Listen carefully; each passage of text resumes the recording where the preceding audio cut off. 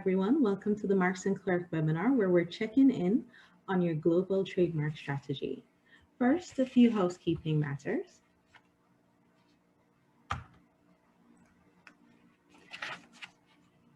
Attendees, your lines are on listen mode only, and this event is being recorded.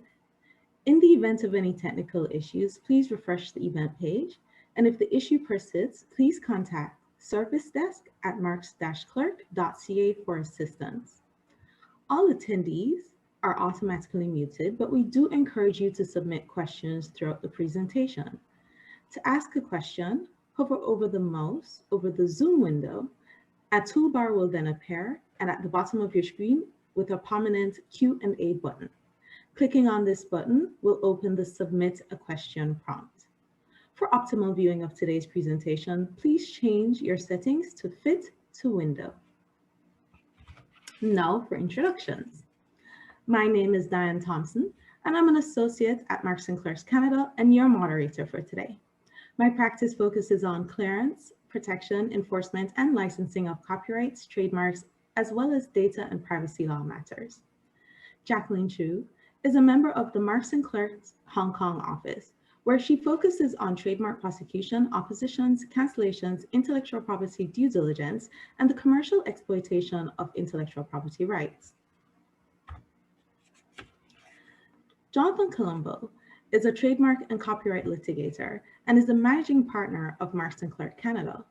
Over the last 30 years, Jonathan has represented numerous international companies in reported cases, including Staples, Canada Goose, Gap, Hilton, Estee Lauder, Best Buy, and Car Gurus. Kirsten Gilbert heads up the Trademark Dispute Resolution and Brand Protection team in the UK, specializing in litigation and enforcement. Kirsten focuses on finding pragmatic commercial solutions to brand-related disputes. Esther Gottschalk is the managing partner of Marks Clerk's Birmingham office. She's involved in all aspects of trademark prosecution and portfolio management, including trademark selection, prosecution, and enforcement. Her clients are small and medium-sized enterprises and multinational corporations from a range of sectors, including hospitality, leisure, with a particular focus on the US market. Amrita Singh is a Canadian litigation partner whose practice covers a wide range of IP issues, including trademarks. She and Jonathan successfully argued the Hilton Waldorf Astoria case that she'll be discussing in today's presentation. And of course, no legal presentation would be complete without a few disclaimers. So, nothing in this presentation should be taken on or relied on as legal advice, but we are lawyers, and if you do need legal advice, you can always reach out to us. Any views expressed are personal and don't necessarily reflect those of the firm or our clients. So if you have any issues with anything expressed today, blame the panelists. Any unauthorized use or reproduction of this presentation is prohibited. And now on to the presentation. Due to the time difference in Hong Kong, our colleague Jacqueline's segment has been pre-recorded for this presentation. So without further ado, let's listen in. Good morning, everyone, and good afternoon to those in Europe. Thank you for joining us today. Today, I'm going to talk about trademark strategy in China and share some practical tips for trademark protection in China.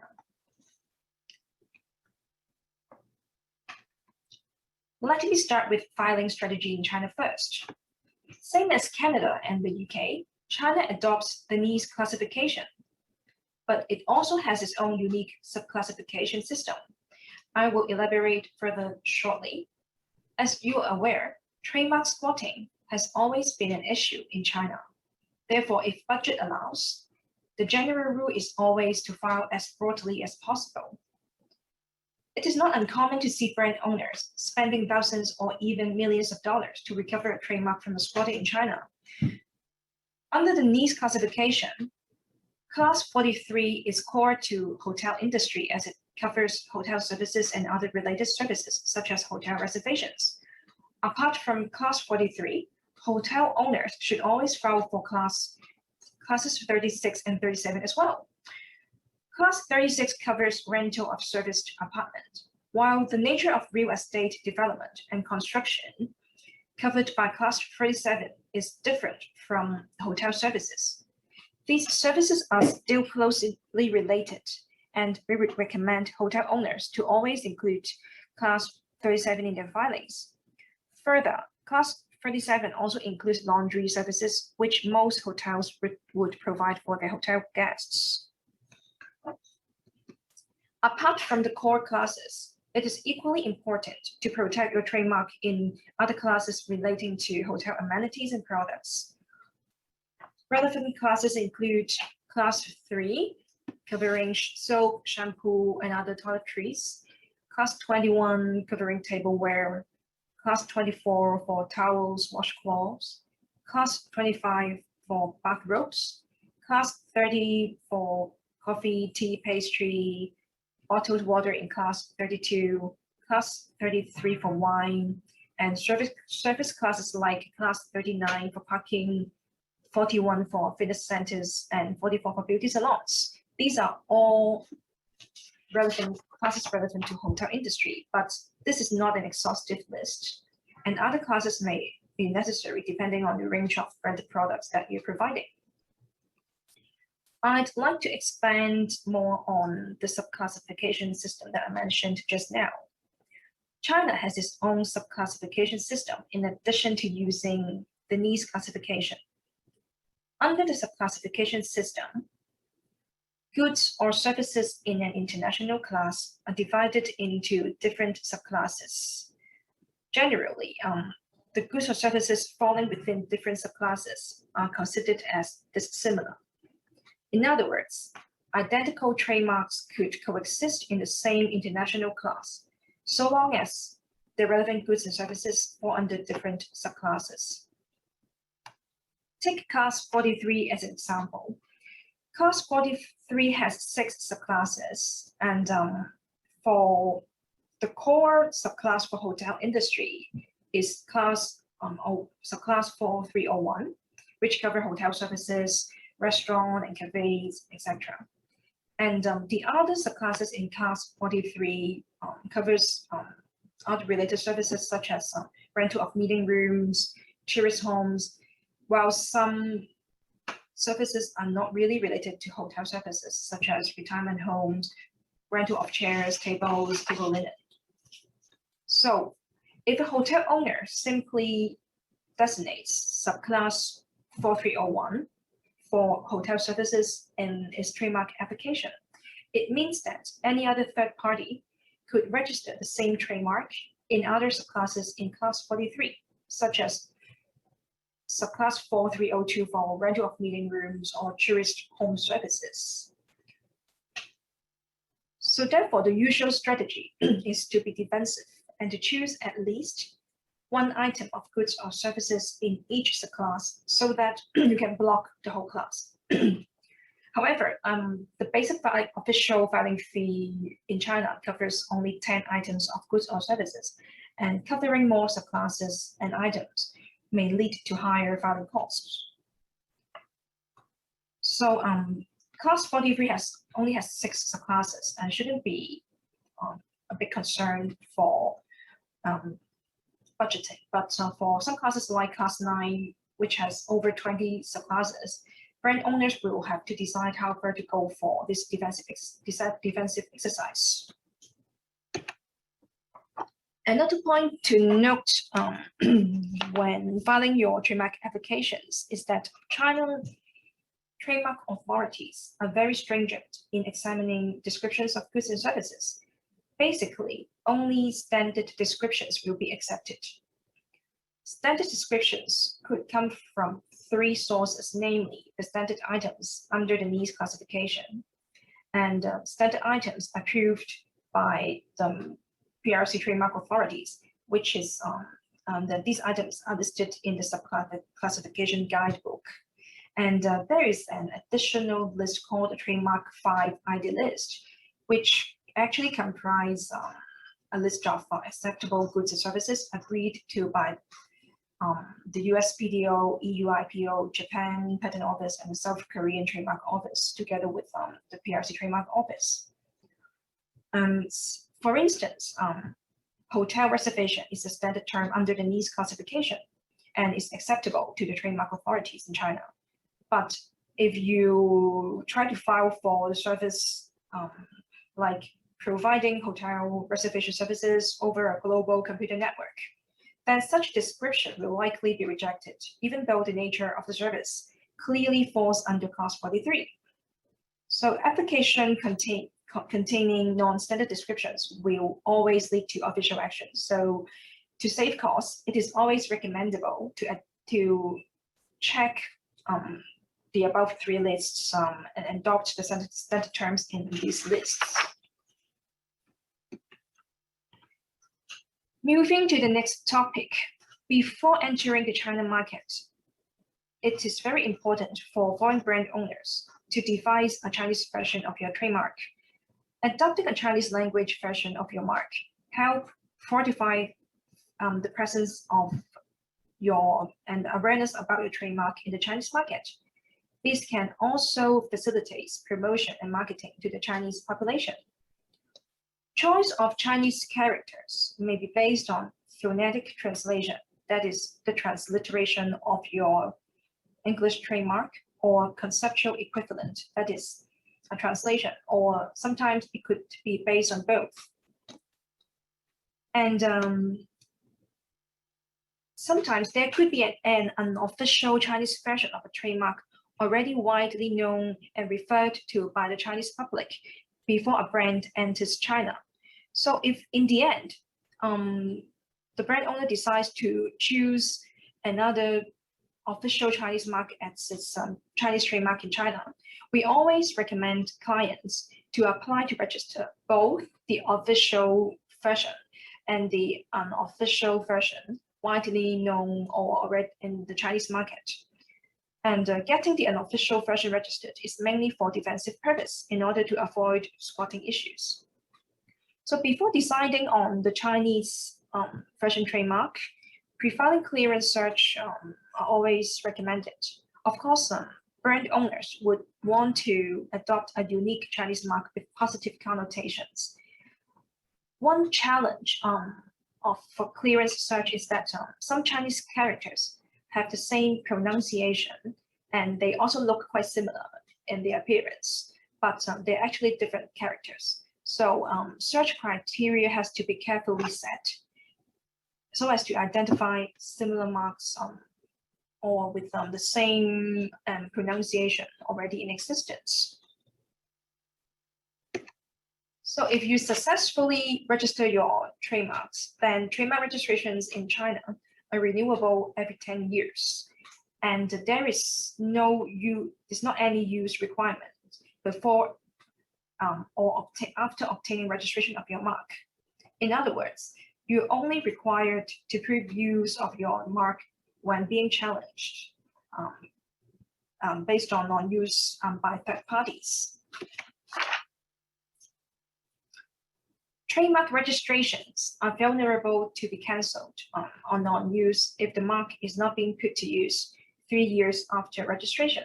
So in the event that your trademark is being cancelled, the types of acceptable evidence for hotel owners are relatively straightforward.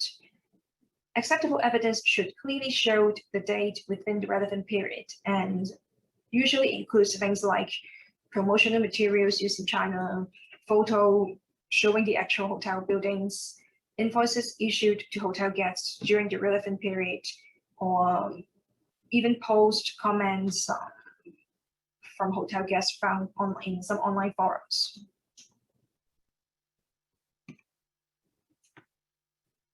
As I said in the beginning, one key problem that most brand owners face in China is trademark squatting. Under the trademark law, brand owners may initiate opposition proceedings against applications for an identical or similar marks. Combating bad faith applications is not entirely easy in China. For instance, the chances of successfully opposing an identical trademark in an unrelated subclass even in the same international class, are not always promising.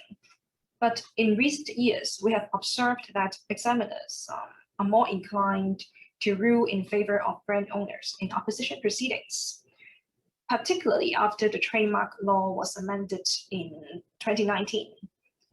After the 2019 amendment, a provision was added to include lack of intention to use as a ground to review bad faith applications. So we are seeing that there is an increasing trend for successful oppositions where the applicants applied for quite a lot of trademarks resembling brands owned by other parties. One point to note is that if an opponent fails in the opposition, it is not possible to file an appeal under the current regime. As a second attempt, brand owners can commence another invalidation proceedings against the trademark when it matures to registration. Alternatively, some brand owners would try to wait till 3 years later to revisit the possibility of canceling the mark based on unuse. Regarding dealing with trademark squatters who applied for quite a number of brands, I would like to share my personal experience with you. We have experience in joining forces with other brand owners to exert pressure on the examiner to seriously consider the bad faith claim. What happened was that the squatter applicant applied to register, say, 6-7 different brands belonging to foreign brand owners. And then we approached the other brand owners and submitted a joint letter to the trademark office. And in the end, arousing the attention of senior trademark officials was very helpful. And then we managed to succeed in the relevant opposition and invalidation proceedings.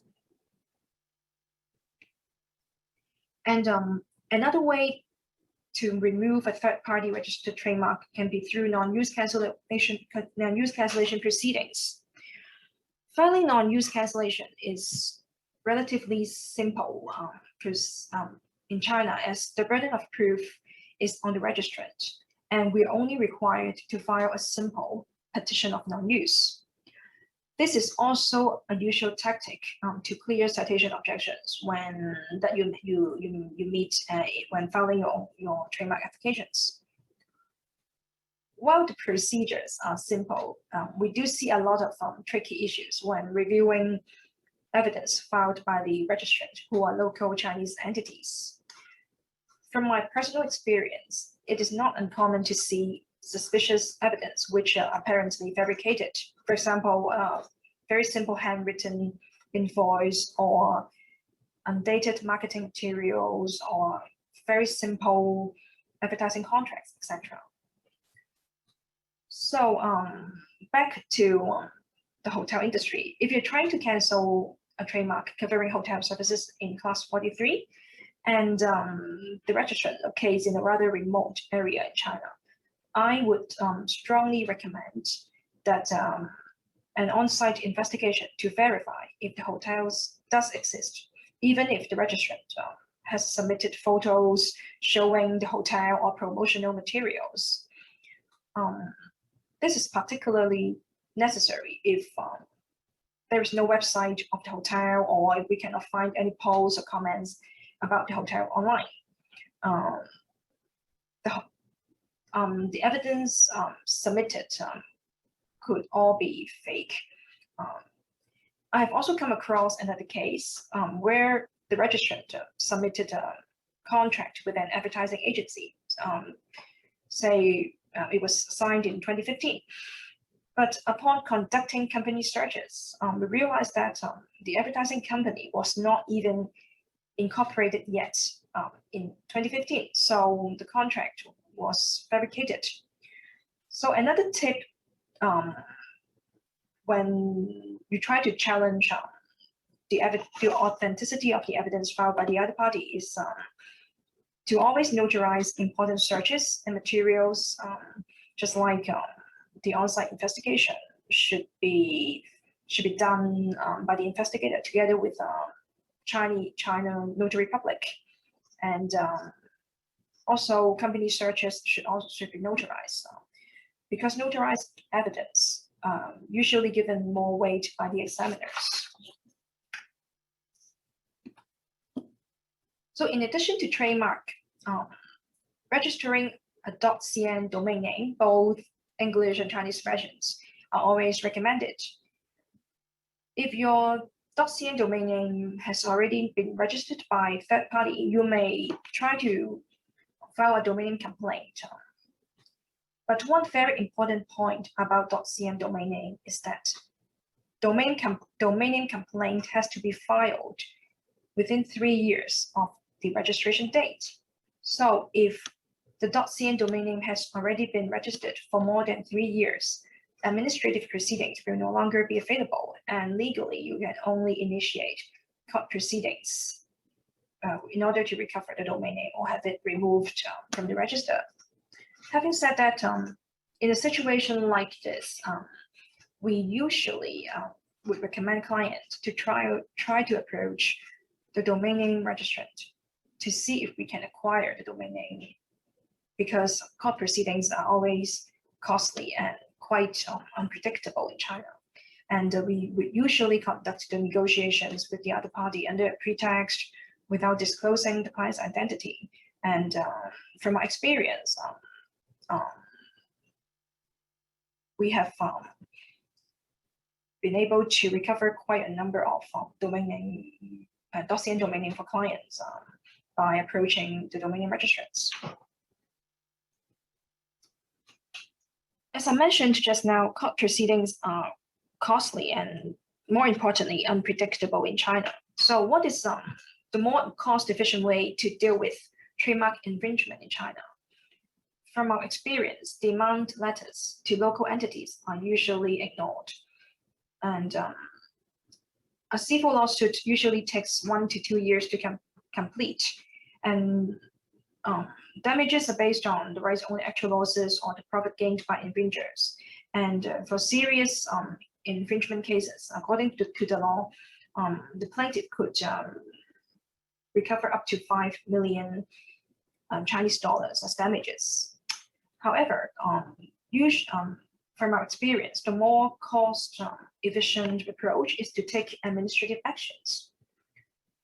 For instance, if there is a local hotel using an identical trademark hotel name, hotel owners with a valid registration in China could file a complaint with the local administration for market regulation. You may have heard of the name Administration for Industry and Commerce, which is actually the former name of the AMR.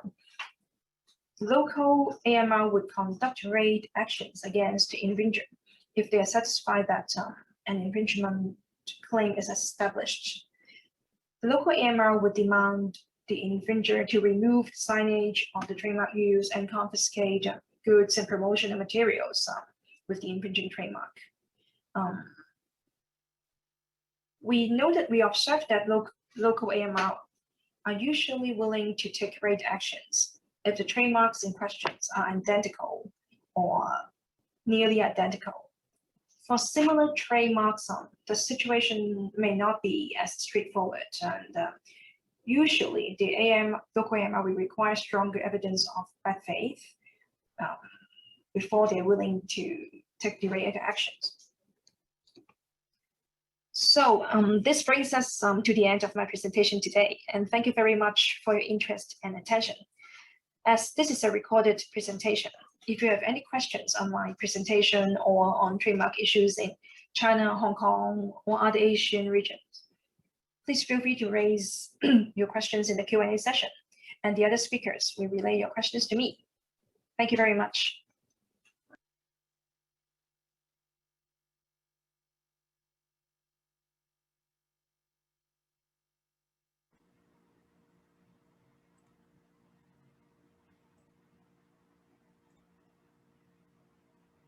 Thank you so much, Jacqueline, for that presentation.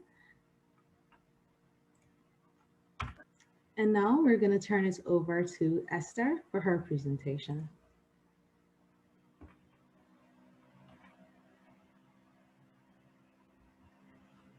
Esther, you are on mute. Let's do it. I suppose it had to be someone who was on mute. It's going to be me. Hi, everyone. Okay, so today Kirsten and I are going to talk about protection and enforcement of hotel brands from the UK perspective. We're also going to touch on COVID and Brexit, given the impact that they've had on the hospitality and leisure industry over the last 12 months. So I know China has touched on some of this, but I'm quickly going to talk about classes relevant to the hotel industry and how we file things in the UK. So most companies tend to favour classes 43 and 39 as their main classes. You'd expect this because it covers temporary accommodation or travel agency services. The UK and the EU, though, has one advantage over, say, the US, which means that we don't have to file or draft specifications that are based on use. So we can go wide for better protection. So if I were drafting a specification for a hotel brand, I'd consider complementary goods and services, like the things you'd offer in a bricks and mortar hotel, spas, branded clothing, that kind of thing. Oops. But I think it's probably also important to think about what the hotel industry does, you know, from a commercial perspective. So there's been lots of things like property acquisitions and new construction. So we'd probably consider class 38 as well. Also, I think the hospitality and leisure industry is really at the forefront of technology trends. Hotels have changed vastly, you know, from sort of self-service check-ins, smart hotels, and we would also think of what the hotels do in terms of how they run their business. So many hotels have franchises, so we'd consider class 35. And then you've probably got some ancillary stuff, you know, concierge services, as hotels do sort of see themselves more as lifestyle brands now. So, oh, I think I've skipped a slide. So in terms of filing and maintenance, it's quite similar to, you know, China, I suppose. They're renewable every 10 years. There's no use requirement, as I mentioned. But one thing I will say is that the UK has an advantage in that they examine very quickly. So before COVID, we were seeing examination reports within about a week. Now it's taking a bit longer. But if you are testing out a new brand or you are thinking of filing an international, particularly if you're a US company, sometimes the UK route is the quicker way to go and you get a better idea over brand viability. And it can save a lot on searching and things like that. The other thing that's worth noting is that unlike the US, when we get citations, they're for information only. So you can get a registration through just by, as long as nobody opposes. So that's another advantage of the UK and the EU as well. So I mentioned there have been some challenges. So Brexit's really changed the sort of face of trademarks for us. And it's going to have implications on brand owners' budgets and on their housekeeping. So we now have to file in the UK as well as the EU if you want protection in both territories. In terms of the housekeeping, all EUTMs have now been cloned into GBs.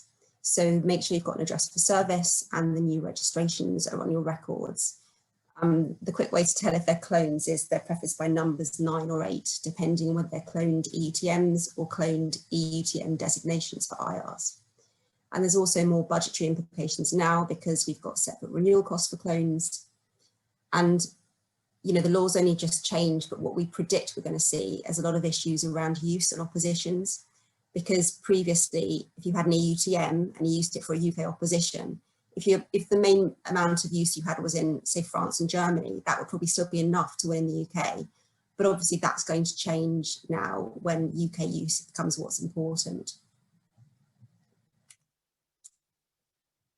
I'm sure you're all a bit sick of hearing about COVID, but I thought I'd just finish off with this before I hand over to Kirsten. So interestingly, with the hospitality and leisure industry, they've had a really hard time with it. You know, there's been pressure on budgets due to furlough, and one thing we've been doing for those kinds of clients is really prioritizing. So fast forwarding 6 months, seeing what's come up, because certainly in our territories, you can defer costs and deadlines with pretty much little long-term impact. Of course, that's got to be balanced by the fact that IP is a long-term investment. So the essentials still have to be done. And And the one thing we found quite interesting was because for brand owners where the IP decisions are made by marketing, lots of marketing were furloughed. So often there'd be a new person in the hot seat who didn't really have much of an idea about IP. And so we've had to sort of work out through those delays and those kind of processes in giving people the best advice. But I'm going to hand over to Kirsten, who's got some case law for you, particularly on the enforcement.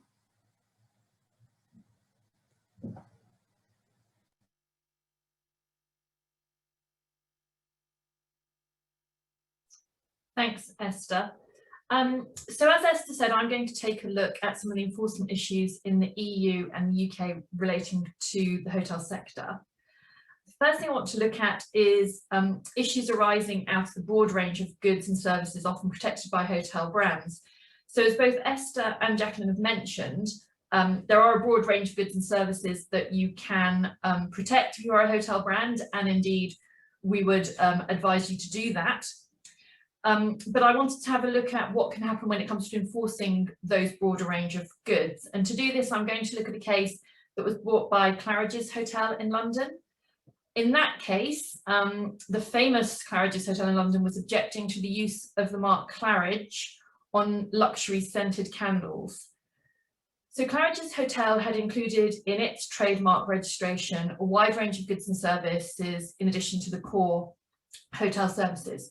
So in this case, it focused on the goods in classes 3, so toiletries, shampoos, etc., and class 5, so bath preparations, hair care, hair cleaning products, as these were considered to be closest to the goods of the defendant. As sure as night follows day, the defendant sought to cancel the registrations that were being asserted against it, in this instance on the basis of non-use. And the court therefore had to look at the nature of the use of the marks in those classes and in relation to those goods and come to a decision.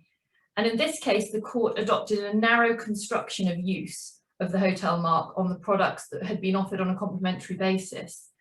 The court held that the many thousands of bottles of branded toiletries supplied to guests was simply to promote the hotel services or were ancillary to the hotel services. So this was not a case of use of the brand on toiletries to create or maintain a market share for toiletries under that brand. The goods were never marketed separately and had only been included to guests as part of the hotel stay. And as a result, the trademark was cancelled in respect of classes 3 and 5. Now, the hotel's case against the candle maker was not lost at that point, as there were other claims to consider, but it's never ideal to have part of your trademark cancelled in a public forum like an infringement action, as it doesn't send the best message about the strength of your brand fortress. As I said, the hotel had other claims, and it had a claim against the candle maker on the basis of its registration in respect of hotel services under the extended protection that's available for marks with a reputation. So in the EU and the UK, marks with a reputation are offered an extended protection against third parties from free riding, diluting or tarnishing their trademark, even when the goods in question or services would not be considered similar, and even when there is no likelihood of confusion. So in this case, the judge found that the trademark clearly had a very substantial reputation when used in relation to hotel services. And in addition, it had an image of luxury, glamour, elegance and exclusivity. The court concluded that the effect of the candle maker's use of the Claridge mark on candles would have been to cause a transfer of the image of the hotel from the hotel's mark to the candle maker's sign in the mind of the average consumer. In particular, the candle maker's sign does not merely take advantage of the fact that the claimant's mark is so well known in relation to hotel services, but also takes advantage of the reputation for luxury, glamour, elegance and exclusivity. And the judge had no doubt that the candle maker's use of the sign enabled them to charge higher prices for their product and enabled them to sell more of their product to consumers. And as such, it was clear that by their adoption of this sign, there was an effect on the economic behaviour of their customers. And this is one of the factors that must be shown to demonstrate that it's not merely that they're taking commercial advantage, but that advantage is an unfair one. And so there was infringement on the basis of the wider protection for mark with reputation. So overall, it was a success. The hotel managed to stop the candles. There was, of course, the loss of the registrations in classes 3 and 5, and this may have been avoided if they had only proceeded with their case on the basis of their registration for hotel services, given clearly the strength of their reputation in that mark. So this does demonstrate why, even though you have the broader scope of protection, it's important to pick carefully which trademarks you look to rely on when you're bringing enforcement action. So next thing I wanted to look at, if I can get my slide to move on,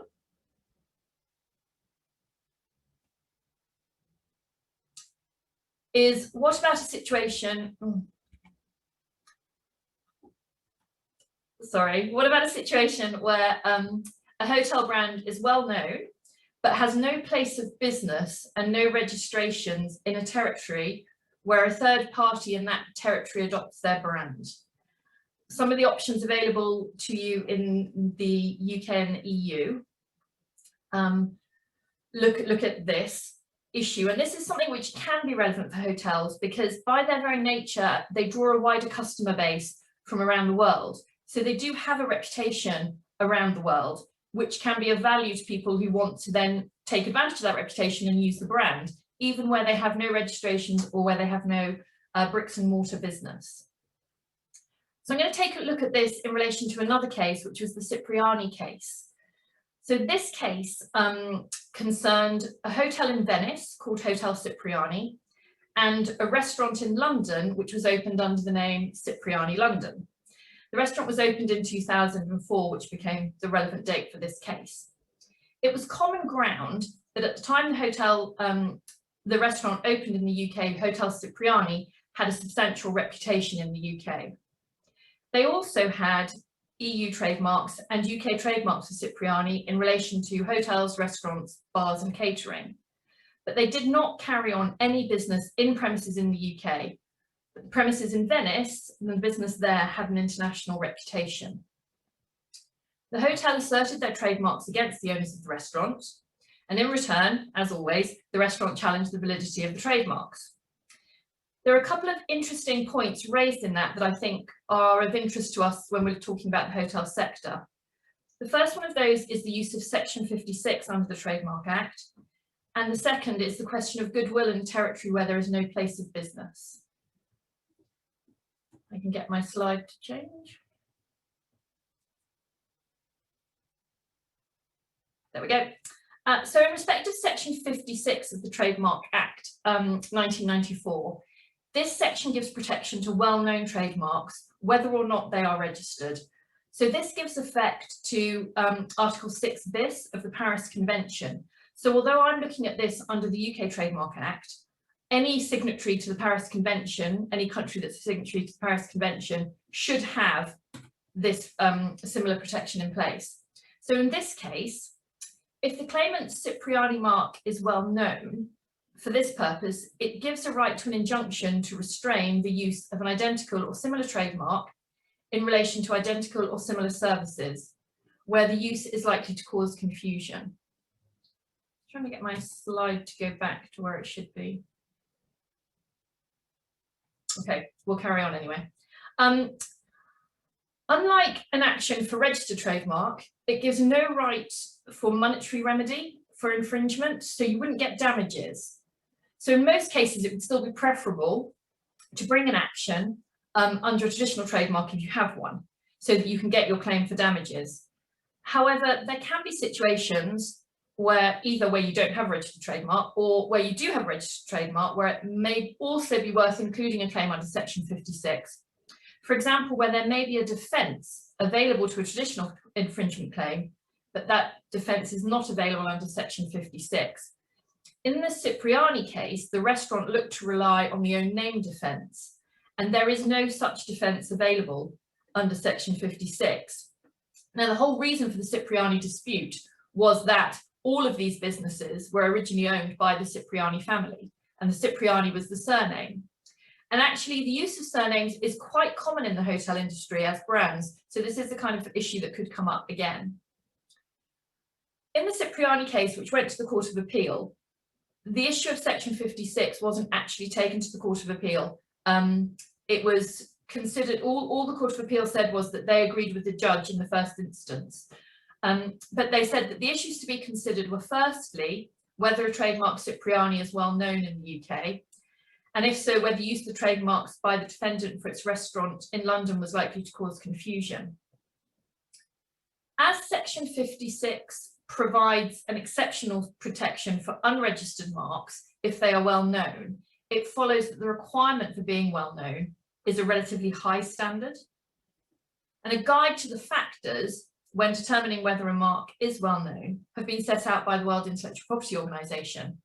Now, those factors are on one of my slides. However, it is not this slide, and I seem unable, oh, there we go. We've managed to get to the slide. These are the factors. So I'm not going to go through them all, but you'll see that one of the factors, the first one there, is the degree of knowledge of recognition of the mark in the relevant sector of the public.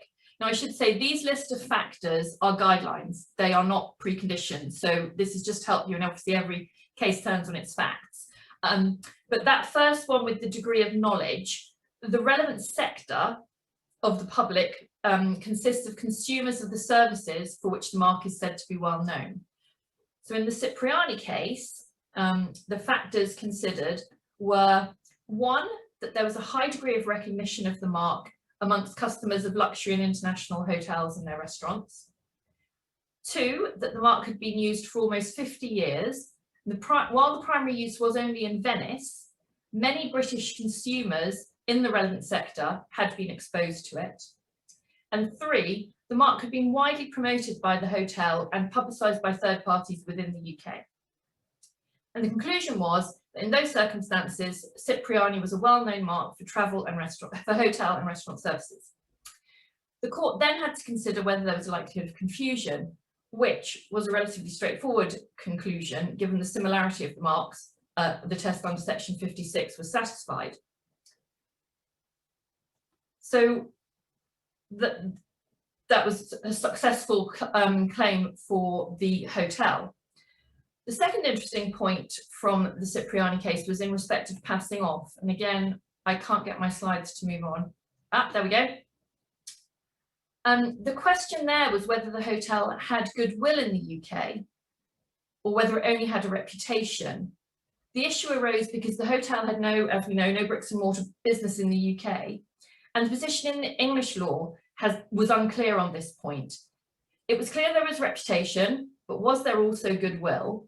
And usually the understanding in English law had been that for a business to have goodwill in the UK, there had to be an actual business being undertaken in the UK for that goodwill to attach to. When it comes to services, the position was that in order to establish goodwill in a mark in relation to those services, you can't do that unless you have customers among the general public in the UK for those services. Now, we know that obviously there were British customers for the Hotel Cipriani, and there was evidence in the case that British guests accounted for approximately 30% of total room nights in the relevant years. And by April 2004, when the restaurant opened, the hotel and its restaurants were receiving reservations from customers directly in the UK. We also know the hotel had spent large sums on marketing and public relations, both within the UK. And the court found, on the basis of all of that, that the hotel had goodwill in the UK. It based this decision on finding that there was a substantial reputation in the UK.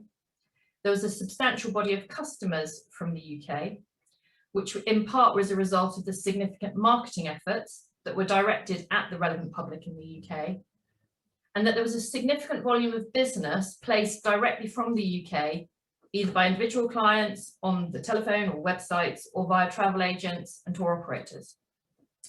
So on that basis, it was clear that the international reputation of Hotel Cipriani and the use of the mark Cipriani was something that brought business from the UK.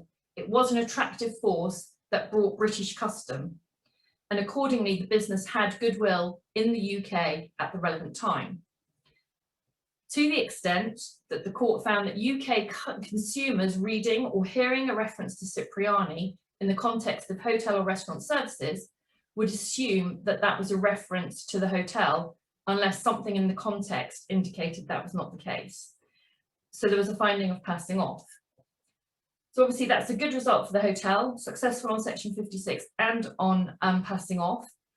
And I think it's interesting for us because it provides greater clarity on the position with goodwill in relation to the provision of services where there is no physical business situated in the territory. That was all I wanted to say, so I will now hand over to Jonathan and Amrita to discuss the position in Canada.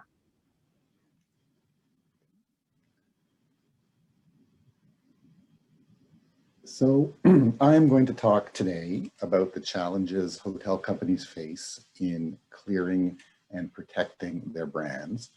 And Amrita will be discussing the decision in the Waldorf Astoria case in Canada from the Federal Court of Appeal that changed the law. And if I can get my slides to work, that will be helpful. So just give me a second. Okay.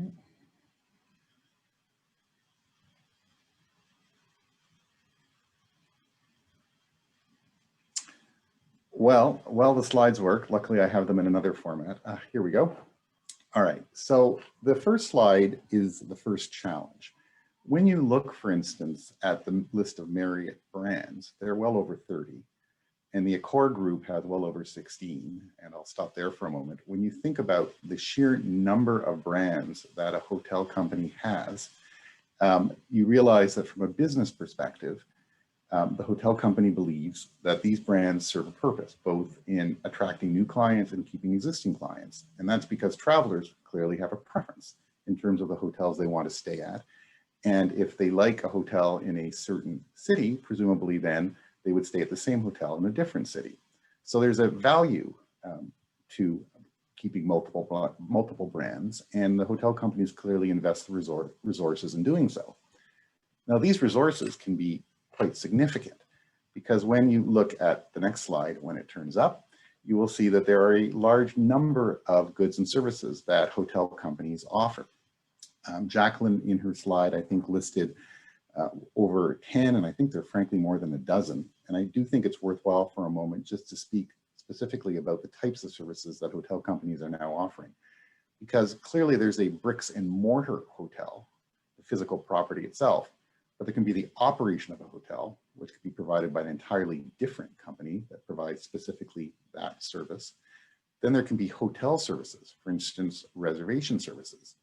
And the first slide had the Global Hotel Alliance properties that are all part of an international global reservation service agreement that generates loyalty program rewards. So hotels can also join each other to generate loyalty program rewards to entice customers to stay at member properties. But in addition, there are real estate development and construction services, and Esther talked about those, and I'll mention it in a little bit further in a moment. And then you have the operation of restaurants, fitness centers, and beauty salons and spas and so on. And the issue there becomes whether those specific businesses, and they are kind of in a sense separate businesses, whether they're branded with the hotel trademark or whether they're branded with a different mark that may be owned by the hotel company, or whether they're frankly licensed out to third parties who use their own trademarks. And then the hotel companies will sell branded merchandise. All of us have experienced clothing such as bathrobes and slippers and soaps and toiletries and so on. And many of the hotel companies, particularly the larger ones, now offer e-commerce services where you can actually order these products online. So when you look at the sheer number of services, you realize that there's going to be a significant cost in clearing the trademark and then in filing to protect the trademark. Now, the next slide is from the Ritz-Carlton website and on the Marriott, which is a Marriott property. And I chose this one in particular because it's dealing with a luxury brand, the Ritz-Carlton, and it's more than a hotel. It's a resort, as you can see at the top bar, but it also involves offering yachts, and it's a destination for weddings and meetings, and it has residences. And the interesting thing about the development of luxury properties in particular in North America, at least, is that they are typically now designed as condominium developments first. And they're designed that way because it's an easier source of financing typically. Because in a condominium situation, you have purchasers who are giving deposits and paying tiered deposits depending on the stage of construction. And the banks will typically advance financing at earlier stages than they would for a pure construction financing deal for a hotel. And because of this, there's an interest obviously in the unit holders or the purchasers who can stay at the properties themselves, or they can add them to the pool of rental properties and bring in money. So this is a new business model that is often used by the hotel companies to fund the development of luxury properties, meaning that the hotel companies are now providing real estate development services, potentially real estate construction services, the sale of condominiums, and potentially rental services. And the rental services could be for longer stay situations. So that another challenge in Canada in particular is you may have a luxury brand and you may have significant reputation and goodwill, but in Canada, that does not translate into an enhanced scope of protection for your trademarks. So the Supreme Court of Canada, in a 2006 decision involving Mattel and a restaurant called Barbie's Restaurant, the Supreme Court of Canada ruled that Mattel's argument that the fact that anyone seeing the Barbie mark will immediately associate it with Mattel and its iconic Barbie dolls is incorrect as a matter of trademark law. And that was briefly set out in paragraph 7 to give you an example. And in paragraph 30 and following, the court goes on to talk about how, in fact, in Canada, it's well known that there are iconic brands that can coexist without any likelihood of confusion. And the Apple brand was given as an example for the computer company, obviously, and then for the music label, and interestingly for automotive auto glass, which I wasn't aware of, but we have famous Apple marks coexisting. So in Canada, while fame is a factor that's going to be considered, it is only a factor that's considered with all the other factors that are set out in Section 6.5 of the Trademarks Act. It does not trump any other factor. So how does this play out practically in the hotel world? I've set out on these slides some examples of third-party RITZ trademarks. And I'll start echoing a comment Kirsten made about hotel brands often being associated with surnames. Cesar RITZ is the founder of the RITZ hotel chain, and I think the first one opened in 1906, if memory serves, in Paris, followed soon after in London. And on this slide, you'll see that and these are all third-party registrations. There's a registration for RITZ for the provision of gaming services. Then the next three are owned by, I think, an affiliate of Mondelez today for Ritz Bits and Ritz Crackers. The next one is owned by yet another company for a sandwich. And then continuing here, we have my favorite, the Ritz Cleaners par excellence with a top hat, echoing the Irving Berlin song that I'll talk about in a moment. And then we have Ritz Caribbean Foods for a restaurant. And then we have almost visually identical Ritz marks for electrical equipment on the one hand and cleaning and polishing cloths on the other, owned by different entities. And then we have the Putting on the Ritz song written by Irving Berlin, I think in 1927, that itself says it was inspired by the Ritz Hotel in London. So you have a famous Ritz now, Ritz-Carlton trademark coexisting with all of these other Ritzes. So that is the challenge the hotel industry has, even for its luxury brands in Canada. But there are opportunities as well and techniques that the hotel companies use to overcome some of these challenges. So we have at the high end, the Ritz or Ritz-Carlton trademarks, and at the lower end, or the business hotels as they're called, or the select hotels, as I'll mention in a moment, we have, for example, the Fairfield, which is another property. And what I found interesting about this slide is if you look at the website, which is the first image above, it says Fairfield by Marriott, and you'll see that Marriott appears in fairly small letters, not in red. But when you look at the external signage for the hotel itself, you'll see that Marriott appears in its typical red appears in its, the slides are jumping around. I apologize, I don't know why. When you see the slide below, you'll see Marriott appears in its typical red and is clearly serving as a source identifier for potential travelers.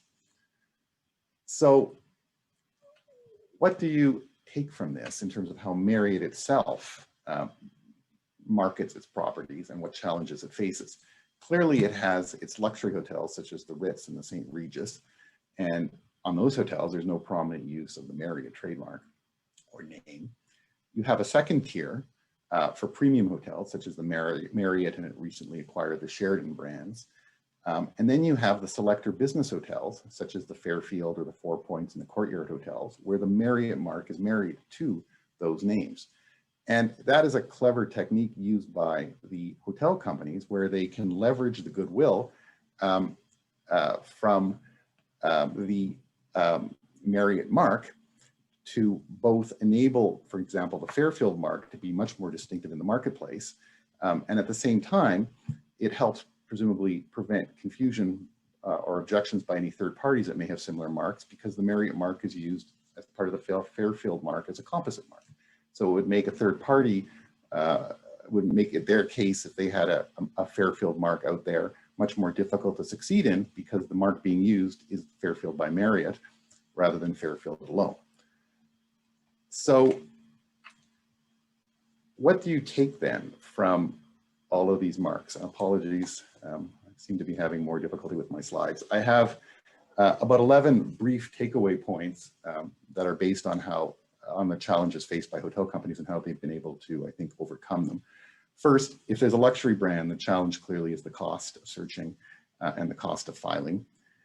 In Canada, searching has become more difficult as of June 2019, because Canada now has stripped away or does not require any filing basis to file in Canada. It used to be use or proposed use. Now you can just file with claiming to be entitled to use and register. And the Trademarks Office has itself stripped away all the filing data. So you don't know in the past now whether marks have been used or were proposed to be used when they were filed. And that can make searching much more expensive, because the register no longer provides that type of evidence. And with a cluttered register then, because you're getting more marks that are issuing without there being use in Canada, there'll be more blocking registrations. And if there are more blocking registrations, there are likely to be more cancellation proceedings, and cancellation proceedings are time consuming, and though they're not that expensive, they are uncertain until they're resolved. Dealing also with some of the points raised by Kirsten in her presentation, a third party in Canada can, without a registration, if it has use, file an opposition or commence a court proceeding to block use of a trademark. So prior use is a basis to oppose use and registration. In addition, a third party with a prior reputation but no registration may have a basis to file an opposition or commence a court proceeding. And the leading case on this, and the law in Canada may be slightly different than it is in the UK, the leading case on this involved enterprise rent-a-car versus discount car and truck rental.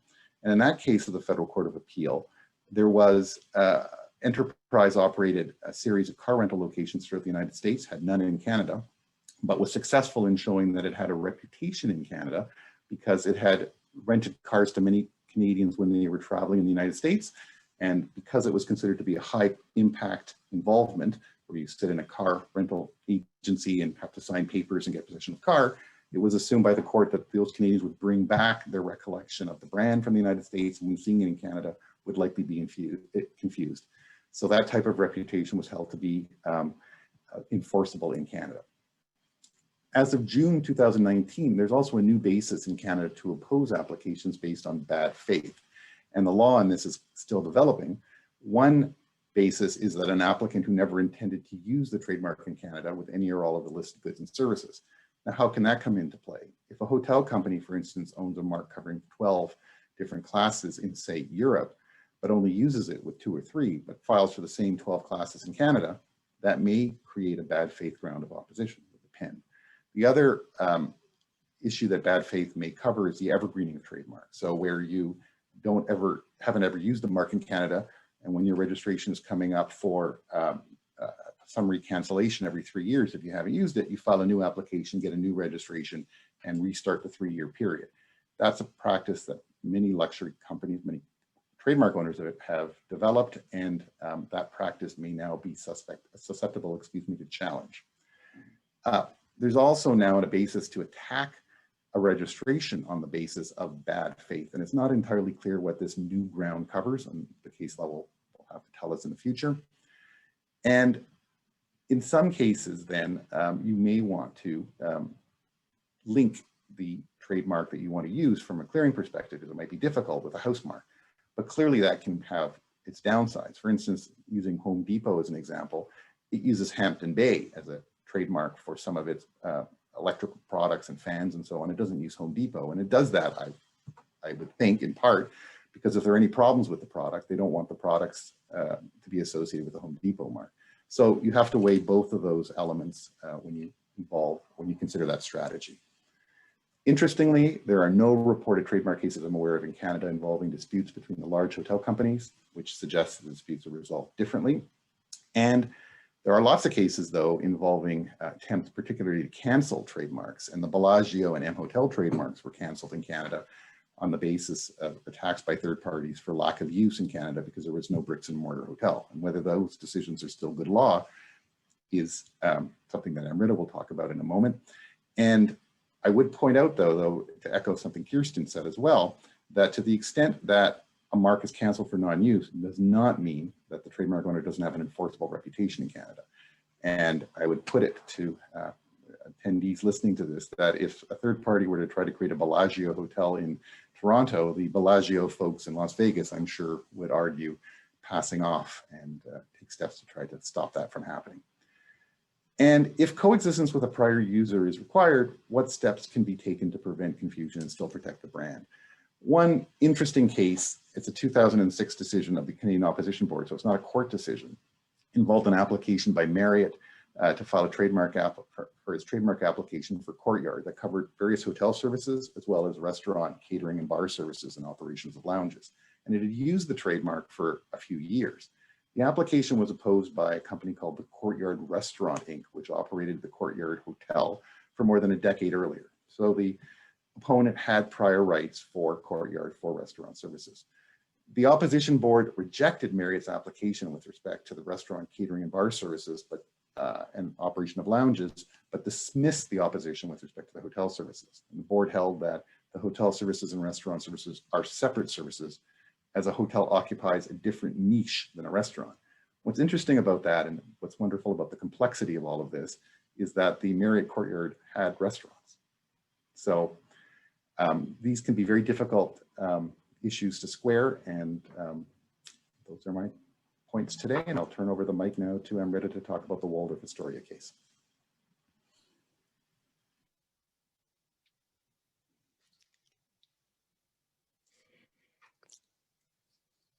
Thank you, Jonathan, for that. As Jonathan mentioned, I'm going to be talking about the Waldorf Astoria Hilton Federal Court of Appeal decision that came out last fall and provide some background on how that has potentially changed the law, not just for hotel brands, but for lots of different industries that offer elements of the services and a registration in Canada.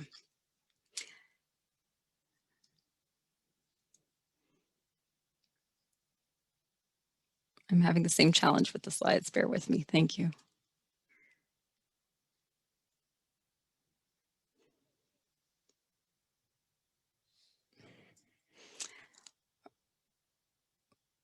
Okay, well, now we're just getting the circle of spinning on the slide, so I'll just proceed. So the Hilton hotel chain had a Canadian, and still has a Canadian trademark registration for Waldorf Astoria in association with hotel services, but it hasn't ever had a bricks and mortar hotel in Canada. And that registration has been around since the late 1980s. In around the October 2011 period, we have Miller Thomson, which is a Canadian law firm, representing a developer client with applications for Waldorf, the Waldorf, and Waldorf Hotel, amongst other names that included the word Waldorf. And as part of that application process, Hilton's Waldorf Astoria mark was actually cited against those developers' applications. So Miller Thomson, on behalf of its client, brought a cancellation proceeding requiring Hilton to prove use of the Waldorf Astoria mark in Canada between October 2011 and October 2014, which was the relevant period. And what ends up happening as a result of this is that Hilton files evidence, and only Hilton, as part of this summary procedure, is entitled to filed evidence. And that evidence included that more than 40,000 people with addresses in Canada had stayed at Waldorf Astoria hotels during the relevant period, generating almost $50 million in revenue. 1,300 people from Canada had received discounted room rates during that period in exchange for upfront payment of their hotel reservations. And they got email confirmations of their bookings that included the Waldorf Astoria mark. And there was also evidence that during the relevant period, Canadians had actually enrolled in Hilton's loyalty program, and that for each booking, they would receive points in the loyalty program that were redeemable for stays or benefits at hotels in Canada and elsewhere.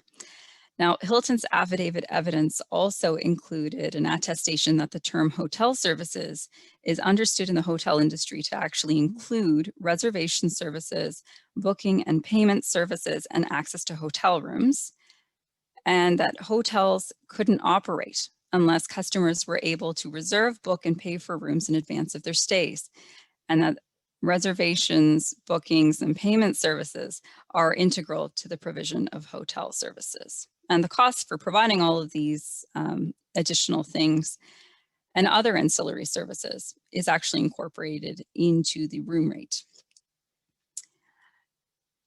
Now, the trademarks registrar, in looking at Hilton's evidence, applied what she referred to as common sense, and held that because there was no actual bricks and mortar Waldorf Astoria hotel in Canada, there was no use of the Waldorf Astoria mark with hotel services, because you could only get the hotel services in the registrar's view fulfilled when you left Canada and actually went to a hotel.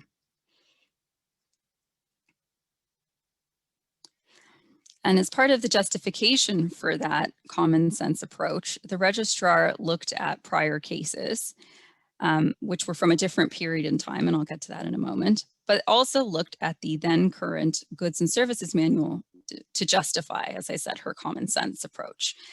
And in so looking at the then current version of the goods and services manual, she concluded that because there were like booking, planning, and reservation services encompassed in the current version of the trademarks manual, it couldn't be that hotel services, as was claimed in the Waldorf Astoria registration, covered those booking or planning and reservation services. Hilton appealed to the federal court, and as part of that process was entitled to file new evidence, which resulted in the federal court conducting a de novo review based on that new evidence. And the new evidence included an affidavit from someone with 45 years of experience in the trademark searching space, who had located a 2006 version of the trademarks manual. And in that version of the manual, there were hotel services and management of hotels, but there was nothing in the manual that covered reservation services or booking and planning services. And in that trademark searcher's experience, there had never been an instance where something had been added to the manual and then taken out. So it was inferred that if it wasn't in the manual as of the 2006 period, it hadn't been in the manual before then either. Now, this was really important to the court's assessment of whether or not the registrar's decision and looking at the manual was reasonable. And the court ended up overturning the registrar's decision and noted that the registrar had ignored the only evidence that had actually been tendered as to the meaning of what hotel services is in the industry, and that was the Hilton evidence. And also noted that the concept of services is to be liberally interpreted, and services may include those that are incidental or ancillary to the primary services that are identified in the registration. So the court observed that the jurisprudence regarding trademark use in the internet age is evolving, and that's all that's essential here to prove use is that some aspect of the registered services is being offered directly to people in Canada or being performed in Canada, and the people in Canada are receiving a tangible, meaningful benefit from the use of the mark in association with the registered service in Canada. That establishes the use. So in looking at the new evidence and considering this liberal interpretation of the concept of services, the court overturned the registrar's decision and held that the Waldorf Astoria registration should be maintained.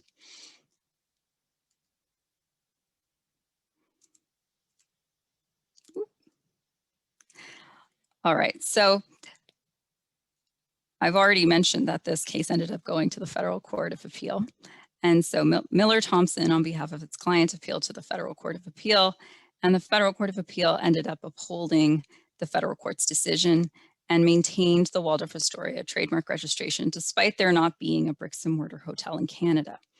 Now, unsurprisingly, and as you've heard from my colleagues during this webinar already, every case obviously turns on its own facts, and whether or not a trademark owner has provided sufficient evidence that Canadians have and they can derive a material benefit from the services performed in Canada. But one of the things that's really important to bear in mind when you look at this decision is its implications are arguably farther reaching than just the hotel industry space. And some of the case law that was considered by the court in the hotel space prior to this one addressed the fact that a lot of those decisions had actually been made pre-internet. And so when people were making bookings for hotel stays, they had to do that via the phone, or they were getting information over the radio. And so obviously the internet age has fundamentally altered the way that services are being provided and how trademark use is to be assessed. The other thing to bear in mind is retail store services cases in Canada have actually held that you don't need a bricks and mortar store in Canada in order to sustain a registration for use. You don't even necessarily need an e-commerce website. So there's the TSA decision was a case in which retail store services were allowed to be maintained in a registration, even though the website that was being made available in Canada to Canadians didn't allow anybody to order anything in Canada. In fact, it was a highly useful informational website that Canadians were using to go and look into information about specific types of shoes.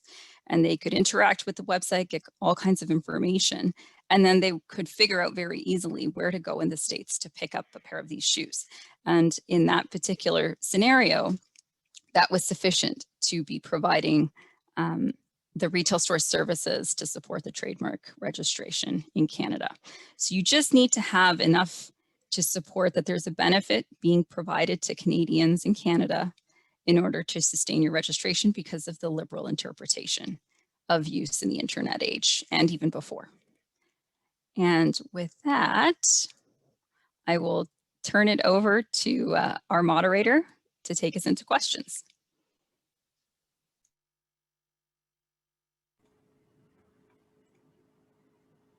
Thanks, Amrita. So, well, thank you guys for that presentation. And I'm just going to throw out some questions that we have. And just in case anyone has any questions, they can always put us in the Q&A chat, or they can reach out to our panelists individually, and their contact information is on screen. So, so to start off the questions, Jonathan, why do you think there aren't any reported disputes between the major hotel chains? I think there are probably a couple reasons for that. First, if there is going to be a dispute, it would probably be in the United States and would get resolved there before it ever came to Canada. And then the second reason is that there is no economic advantage with one large hotel chain trying to pressure another hotel chain through litigation to sue. So I'm sure that they come to a business accommodation rather than engage in litigation. And there may also be processes that I'm not aware of where communications happen offline and they try to resolve these problems on business terms. I just don't know that part of it. Okay, and Amrita, just turning back to the Waldorf Astoria case, how do you think this decision will apply to other trademark use with services, given the comments about use of trademarks in the era of the internet? That's a great question. So I think, just make sure you can hear me. So I think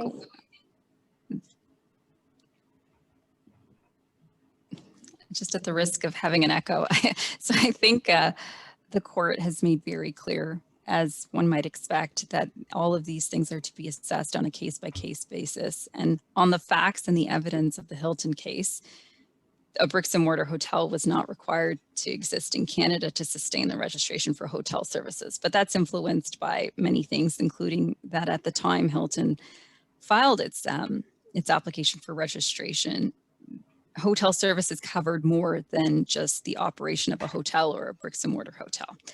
And that was part of what the evidence from the manual made clear. The Federal Court of Appeal did say repeatedly throughout its decision, though, that the meaning of terms used in trademark registrations can evolve over time. And that is clear based on that look at the manual evidence from the federal court. And the Federal Court of Appeal also said that you need to be very mindful that the meaning of the terms in a registration evolves, particularly where there have been significant technological advancements that radically change the manner in which services are being offered to consumers. And then, you know, the court also went on to say that you don't want a precise and exhaustive definition of trademark use, because not only is that going to be impossible, it's probably not desirable, because it would very easily become too rigid or obsolete in the digital age, where every day people come up with new ways of selling and marketing things to consumers. And so I think what you'll see now is this really clear statement about the liberal interpretation of use for services, and that it's not going to be limited to just the primary services, but certainly to incidental and ancillary things, is going to enable trademark owners to make stronger submissions to support continuations of the registrations based on digital use. And what was the landscape like, Amrita, for hotels that didn't have a brick and mortar presence in Canada before the Waldorf decision? Sorry, I missed the first part of that. Oh, I was asking, what was the landscape like for hotels that didn't have a bricks and mortar presence in Canada before the Waldorf decision? So the landscape was very different before this decision. And I think you can see that if you were to go and look at the registrar's underlying decision that was appealed in this particular case, because as I mentioned in my earlier comments when we were going through the slides, historically you didn't have the internet, and so people were only able to make reservations in very particular ways. And so use for the services had to be shown in different ways. And you know, one of the cases the registrar looked at quite a lot is the M Hotel case that Jonathan also mentioned. And in that case, the registration was for hotel and hotel reservation services. So it wasn't just hotel services and that was it. It included hotel reservation services. And so it makes sense in that context that if you're specifically saying hotel reservation services in the application, you mean something different than just hotel services encompassing that. So I think it really depends on the language used in the registration, unsurprisingly, but also the digital landscape has really altered the way we think about use, which is, I think, to the benefit of trademark owners who are evolving their use to correspond to that change in the landscape. Right. Well, we do have a question for either Kristen or Esther. So you advise seeking protection for a broad range of goods and services, but looking at the Claridge case, there are risks to those registrations will be invalid if you use them against an infringer. So is it worthwhile registering them in the first place? Well, that is also a good question. I think there is always the risk, but I think that we would always advise that trademarks provide protection and can be a defensive registration on a number of different planes. And so the fact that you have trademark registrations and they appear on the register acts as a deterrent to a large number of people from adopting those brands themselves. And then, so that will be the case whether or not you then assert those marks against somebody. And I think when it comes to the decision as to whether to assert the trademarks, it will depend again on the circumstances of the case. Now, in the Clarity's case, they took a very narrow construction of the use in relation to those ancillary products. It may be that there would be some use independently. I mean, a lot of hotels and things actually brand their own products and then sell those. So like the clothing items, sometimes the toiletries are available in the gift shop. So it's not always the case that you won't be able to sustain the registrations, but I think at least having them, it does present you with this additional protection. And then it just means you have to take a sensible decision when it comes to which ones you want to enforce. And I think, Esther, I don't know if you want to add anything to that. I think the only thing I'd say was in the UK and the EU, we don't really have the same restrictions in Canada about that Canada have in terms of refiling. So a lot of the major brand owners who do have wide specifications do refile when, you know, when they hit the grace period when they're out of the grace period. So 5 years after the mark's been on the register. I mean, it's a cost benefit calculation, but you can do that as well. But I mean, we certainly see, as Kirsten said in trademark searching, that if there's a registration on there, even if it comes up in the search, even if it's not in use, it can put people off at that stage. So I would still go wide, yeah. It's good advice. And Jonathan, just for you, if there's a trademark owner that has a reputation in Europe, but none in Canada, and there's no trademark registration generally, can the trademark owner stop a Canadian company from essentially poaching the trademark in Canada? So that's a difficult question. There is if I remember correctly, a 1990 decision from the Federal Court of Appeal in a case involving Casherel, and the trademark was held to be, was obviously in use in Europe, but was held to have there was no use in Canada, and the owner could not prove a reputation in Canada. But it was clear that the defendant was well aware of the European mark and decided to appropriate it for Canada. And in that case, Casherel was unsuccessful in stopping that. And the case always struck me as somewhat odd because Canada signed on to any number of treaties, including TRIPS, that talk about the prohibitions against trafficking in trademarks. And it seems like a classic case where someone has appropriated someone else's mark knowingly. But that is, at the moment, I think, still the law in Canada. I guess the one change might be that was pre-internet, and I'd have to reconsider it now, given in the internet age.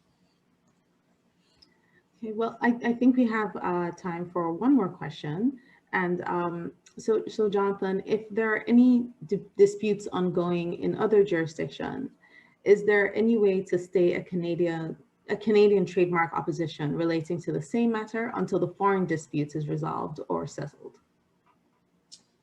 So that question comes up all the time from American clients in particular, who would like not to incur expenses in Canada while the matter is being litigated in the United States. And the answer in a nutshell is no, unless the parties agree. If the parties agree, they could conceivably go to the federal court and ask on consent for an injunction that the opposition not proceed for a certain period of time. And I have done that on consent, but usually there's one party that opposes it. And if that happens, then other than availing yourself of the normal deadlines that exist under the Trademarks Act, a stay is not possible. Okay. Well, I think that's the time that we have for questions. Well, thank you everyone for joining us today. And if you have any questions for our panelists, please feel free to reach out to them directly. And if you enjoyed today's webinar, do keep in mind that we have other webinars that are coming up, so please be on the lookout. And thank you so much for our panelists for their time, and everyone have a great day.